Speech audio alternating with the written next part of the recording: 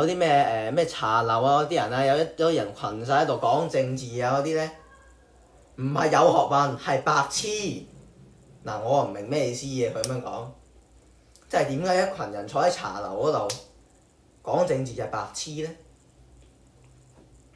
話人哋係冇學問咧，即係嗰啲草根啊，佢話啲草根講咩政治有學問係白痴咁樣。跟住我就諗啦，嗱，而家台大教授明居正佢就話呼籲多啲年輕人關心政治、關心時事、關心國際新聞。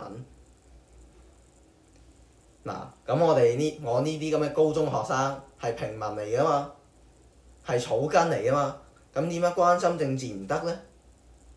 關心政治真係冇學問咩？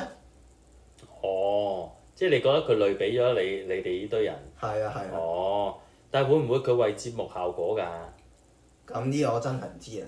係咯，因為佢始終做開節目嘅人啊嘛，嗯。有機會為節目效果嘅。但係始終就我關心政治係因為我都係幾熱愛我嘅祖國㗎嘛。係啊，我都係想啲人民係生活幸福㗎嘛。係啊，如果唔係我都唔走去關心政治啦。不過我相信佢呢番嘅言論咧都辣著咗唔少人嘅。我諗應該都係啊。係嘛？係啊。OK。我諗平時睇下陶生個風雲谷嗰啲都係草根嚟嘅。係咩？係啊。我諗有唔少都係咁嘅。哦，咁你喺留言區見到啲人真實有學問嗰啲應該都有嘅，但係應該冇咁多咯。係啊。因為始終之前19年嗰啲黃絲未必一定個個有學問㗎嘛。但係因為陶生佢講出咗香港人嘅心聲啊嘛，所以係為咗自己嘅心之所向啦，即係民主啊、自由啦，而去訂閱佢都唔奇嘅。